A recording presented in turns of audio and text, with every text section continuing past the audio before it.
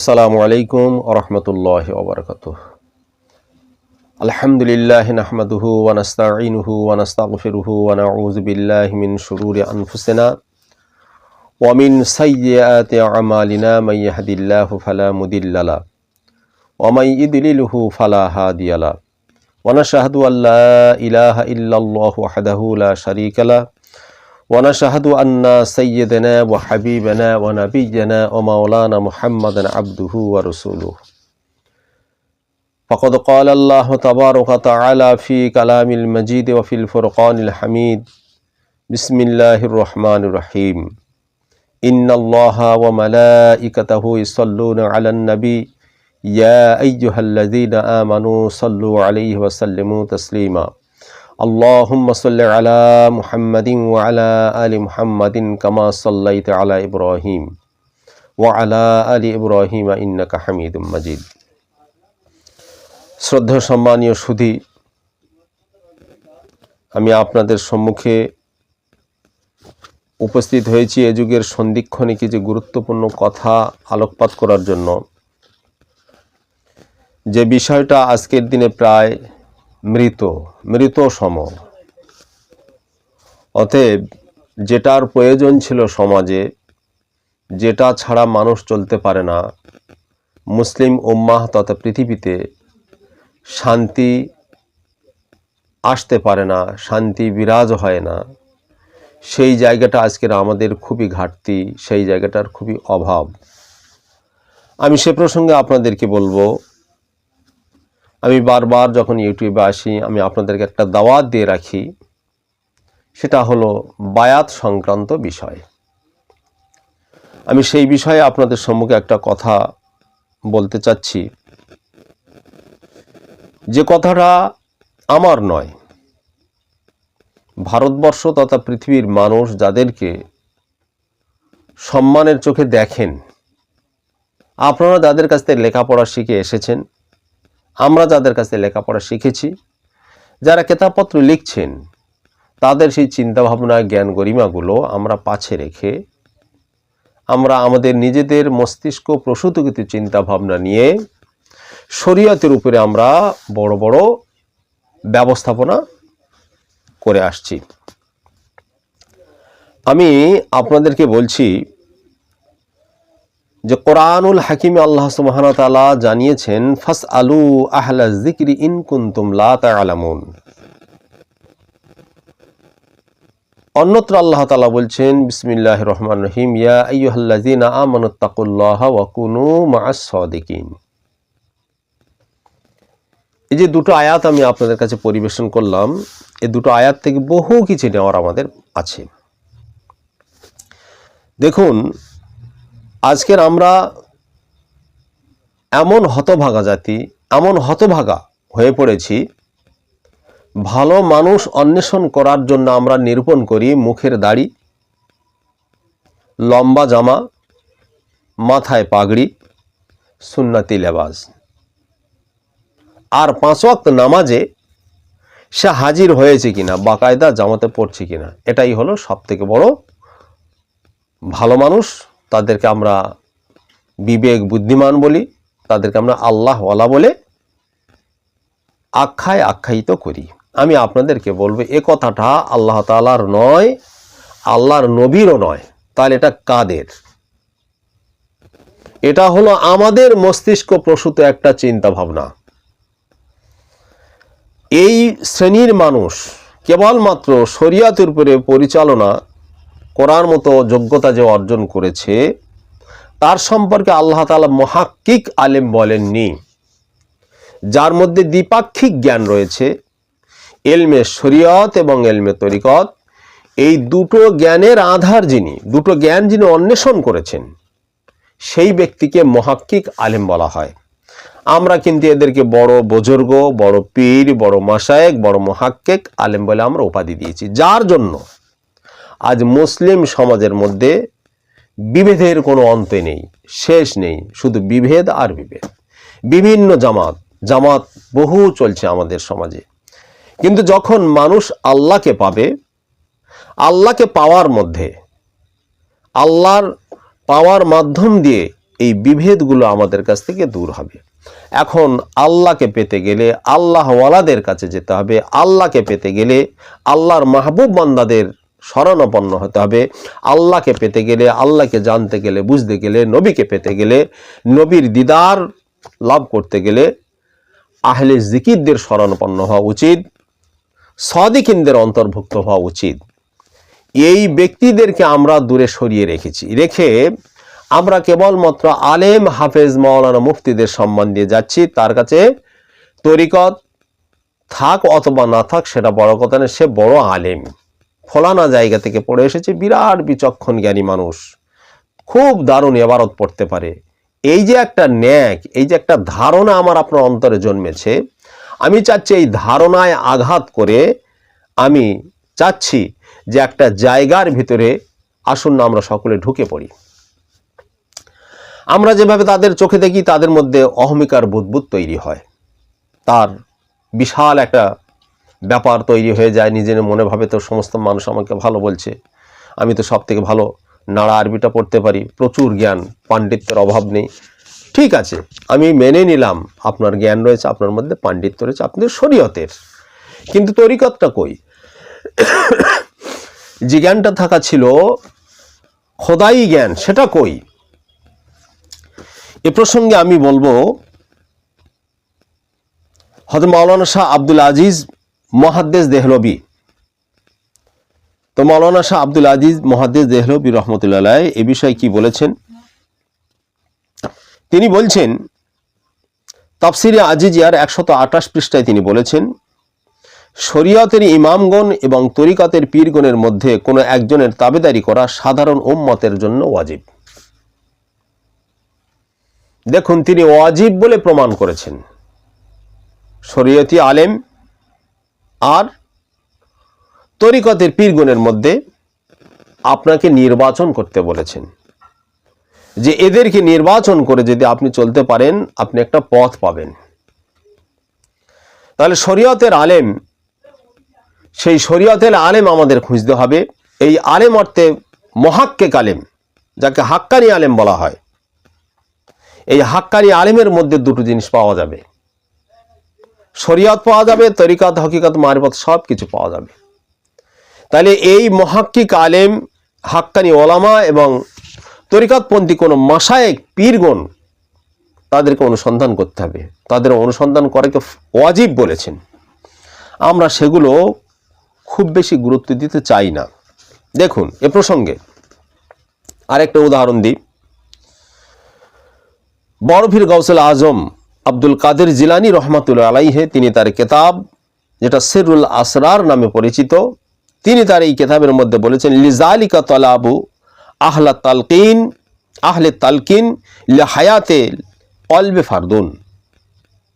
দেখুন, তিনি আরো পরিষ্কার করে বলেছেন, কলব জিন্দা করার জন্য তরিকতের পীরগণের, মাশায়েখগণের অন্বেষণ করা তিনি ফরজ বলেছেন।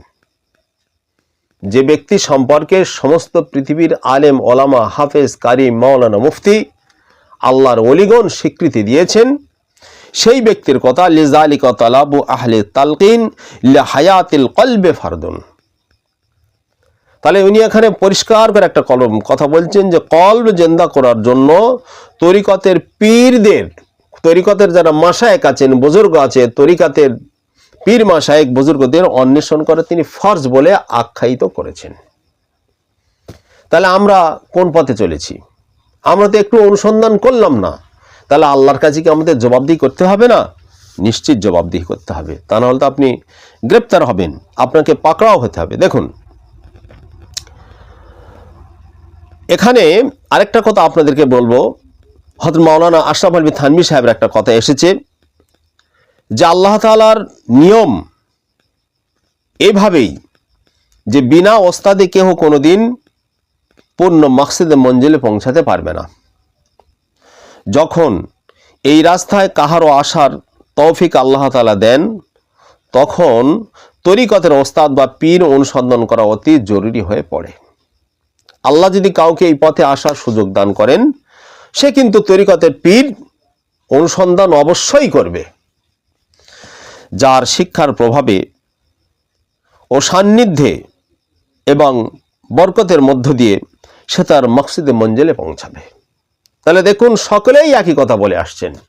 তরিকতের পীর মাশায়েখ বুজুর্গদের কথা সকলেই কিন্তু এটা মাথায় এনেছেন, সকলেই কথা বিশ্বাস করেন, যেহেতু তারা এই পথের প্রতীক ছিলেন। তাছাড়া হযরত মাওলানা কাজী সানাউল্লাহ পানিপতি রহমতুল্লাহ আলাইহ তিনি ইরশাদ করছেন, এক জায়গায় বলেছেন, তার কিতাব নাম হলো ইরশাদুত তালিবিন বলে যে কিতাব আছে, এই কিতাবের 14 পৃষ্ঠায় তিনি বলছেন যে বাতিনি ইলম শিক্ষা ওয়াজিব প্রমাণ করার পর তিনি বলছেন, যখন বাতিনি ইলম শিক্ষা ওয়াজিব হলো তখন কামেল পীরের অনুসন্ধান বিশেষ প্রয়োজন বলে ধারণা করতে হবে। কারণ কামেল পীরের বিনা ওসিলায় খোদা প্রাপ্তি সম্ভবপর নয়। তাহলে কামেল পীরের অনুসন্ধান করা সেটাও ওয়াজিব হবে। আমি বক্তব্য বাড়াবো না। আমরা কেন পীর ধরব, কেন আমরা ধরব না? পীর যদি না ধরি তাহলে আমাদের জীবনে একটা করাল ছায়া নেমে আসবে, যে করাল ছায়ার মধ্য দিয়ে আমি দেখতে পাবো মানুষটি ইমানদার, কিন্তু হাকিকাতে তার কাছে ইমান থাকবে না, হাকিকাতে তার কাছে ইমান থাকবে না। সেজন্যে শুধু বন্ধুগণের কাছে আমি অনুরোধ রাখবো, দূর দূরান্তে দূরে কাছে যে সমস্ত সুধী ভদ্র মহোদয়রা আমার এই ইউটিউব চ্যানেলটা দেখেন, আমি তাদেরকে ধন্যবাদ জ্ঞাপন করছি। আমার কথাগুলো একটু চিন্তা ভাবনা করবেন। আমি কাউকে কটাক্ষ করে কারো উপরে আঙুল উঁচিয়ে কথা বলার আমার উদ্দেশ্য নয়। আমার একটাই উদ্দেশ্য যে কলব সংশোধন করুন, তাজকিয়া নফস করুন। আসুন না আমরা সকলে কলব সংশোধন করি, তাজকিয়া নফস করে এ দুনিয়া থেকে আমরা আল্লাহর কাছে যাই। আল্লাহ যেন আমাদেরকে মুতমাইন্না বলে আহ্বান করেন, ইয়া আইয়াতুহান নাফসুল মুতমাইন্না। এই আয়াতের মর্মের দিকে লক্ষ্য করে আমি আপনাদেরকে বলছি, আল্লাহ যেন এভাবে আমাদেরকে আহ্বান করেন, তাহলে আমার আপনার জন্য ইহজগৎ এবং পরজগৎটা ভালো হবে। তাই আমার কথাগুলো আমি আপনাদেরকে কটাক্ষ করার উদ্দেশ্যে বলছি না, কোনোরূপ কোনো অনীহা, কারোর প্রতি বিদ্বেষ মনোভাব নিয়ে আমি কথা বলছি না। এগুলো একটু মাথায় রাখবেন, কারণ এটা আমাদের খুবই প্রয়োজন। দেখুন, তাছাড়া কাজী সানাউল্লাহ পানিপতি রহমতুল্লাহ তিনি আরেকটা জায়গায় বলছেন যে পীরের সঙ্গ লাভ করা ওয়াজিব নয়, ফরজ। আল্লামা সানাউল্লাহ পানিপতি রহমতুল্লাহ আলাইহি ইরশাদুত তালিবিনের 16 পৃষ্ঠায় তিনি বলছেন যে পীরের সঙ্গ লাভ করা ফরজ। তার কারণ সে বলছেন যে নায়েবে নবীর সঙ্গ লাভ আল্লাহ এবং তার রসুলের মহাব্বতের দিকে ধাবিত করে। যারা নায়েবে নবী তারা হলেন সত্যি প্রকৃত আল্লাহওয়ালা। আমরা নায়েব নবী বলে এদের আখ্যায়িত করছি যারা মাদ্রাসায় পড়ে, তাদের আখ্যায়িত করছি যারা কেবলমাত্র বুখারী মুসলিমের সনদ লাভ করেছে, আমরা তাদেরকে বলছি নায়েবে নবী। একটু ভাবলাম না যাদের অন্তরে আল্লাহর ভীতি সঞ্চারিত হয়ে তার কলব আল্লাহ আল্লাহ বলবে, এই জিনিসটা তাদের ভিতরে থাকছে না। যাদের কলব আল্লাহ বলে না, মৌখিক আল্লাহ বলে, তাদেরকে আমরা নায়েবে নবীর দরজায় দাঁড় করিয়েছি। আমি ক্ষমা প্রার্থী আপনাদের কাছে যে যাদেরকে নায়েবে নবী বলছি, হাকিকাতে এরা কিন্তু প্রকৃত নায়েবে নবী নয়। প্রকৃত নায়েবে নবী হলে তার শরিয়ত এবং তরিকতের জ্ঞান থাকতে হবে। আমরা বিভিন্ন কিতাবে দেখেছি, অনেকেই বলেছেন যে পীর হতে গেলে তার তাফসীর পড়তে লাগবে, তার আপনার ফিকহ শাস্ত্রের জ্ঞান থাকতে হবে, তার হাদিস পড়তে হবে ইত্যাদি, আর 10-12টা শর্ত লাগিয়েছে। তো একটু ভাববো না, একটু আসুন না ভাবি, যিনি বলছেন তিনি তার পূর্বতম ব্যক্তিদের দিকে একটু লক্ষ্য রাখুন। তার পূর্বতম ব্যক্তিদের দিকে লক্ষ্য রাখলে হবে। বিশরা হাফি রহমাতুল্লাহ আলাইহি তাফসীর পড়েননি, হাদিস পড়েননি, ফিকহ পড়েননি, কি করে হলেন? শামসুদ তাবরিজ রহমতুল্লাহ আলাইহি অনুরূপ তিনি কি করে হলেন? আর এই শামসুদ তাবরিজ রহমতুল্লাহ আলাইহির কাছে শিক্ষা কে নিচ্ছেন? আল্লামা জালালউদ্দিন রুমি রহমতুল্লাহ আলাইহি। বোঝার তার কাছে বিশরা হাফি রহমতুল্লাহ আলাইহি তাফসীর পড়েননি, হাদিস পড়েননি, ফিকহ শাস্ত্রের জ্ঞান অর্জন করেননি, তার কাছে কে দীক্ষা নিতে গেলেন? সারা পৃথিবীর বড় একজন ইমাম, ইমামদের মধ্যে একজন শ্রেষ্ঠতম ইমাম আহমদ বিন হাম্বল রহমতুল্লাহ তার দ্বার প্রান্তে উপনীত হলেন, তার কাছে জ্ঞান অর্জন করলেন। তো তিনি তো ভাবতে পারতেন যে ওনার তাফসীরের জ্ঞান নেই, হাদিসের জ্ঞান নেই, ইনি শিক্ষা অর্জন করেননি, ফিকহ শাস্ত্রের জ্ঞান অর্জন ওনার কাছে যাবো না, নাউজুবিল্লাহ, একথা বললেন না। বরং তারা এভাবে গ্রহণ করেছেন যে তার কাছে যে জ্ঞান আছে এই জ্ঞানটা আমার নেই, অতএব এই জ্ঞান অন্বেষণ করার জন্য আমাকে যেতে হবে। এই ভুল বোঝাবুঝি আজকের আমাদের সমাজে একটা বিরাট জায়গা করে নিয়েছে। আর সেই ছত্রছায়াতে আমাদের সমাজের যারা শিক্ষিত ভদ্র মহোদয় সেই কথাগুলো শুনে আসছি। আজকের দিনে পীর মাশায়েখের কথা শুনলে বেশ কিছু জামাত আছে তারা একদম আপনার তেলে বেগুনে হয়ে যায় যে পীর মাশায়েখ কি, ওটা তো বাজে জিনিস। আর এটাই হলো আসল জিনিস, এটাই আসল জিনিস। প্রত্যেকটা জামাতের মধ্যে লক্ষ্য করা যাবে যে পীর মাশায়েখের বিরুদ্ধে একটা কিছু না কিছু আঙুল উঁচিয়ে কথা বলছে। এটা ভুল ধারণা। আপনি আজ থেকে 50 বছর পূর্বে চলে যান, 70-80 বছর পূর্বে চলে যান, তাদের কেতাবগুলো যা লেখা ছিল সেটাকে আমরা এডিট করে ফেলেছি।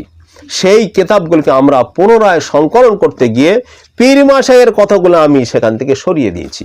এরপরের ভিডিওতে আমি আপনাদেরকে দেখাবো যে কিভাবে পীর মাশায়েখ বুজুর্গদের চিন্তা ভাবনা আমাদের জীবন থেকে দূরে সরিয়ে দিয়েছি। আমি আপনাদের সকলের জন্য দোয়া রাখি, আল্লাহ তাআলা আমার আপনার সকলকে পীর মাশায়েখের সান্নিধ্যে জীবন যাপন করার শক্তি বা তৌফিক দান করুন, এবং আমাদের সকলের কলবে আল্লাহ এ শব্দ যেন সঞ্চারিত হয় এবং আমাদের নফসে মুতমাইন্নার অন্তর্ভুক্ত করে, হে আল্লাহ আপনি আমাদের এ জগৎ থেকে পরজগতে পাড়ি দেওয়ার ব্যবস্থা করবেন। ওয়া আখির দাওয়ানা আনিল হামদুলিল্লাহি রাব্বিল আলামিন। আসসালামু আলাইকুম ওয়া রাহমাতুল্লাহ।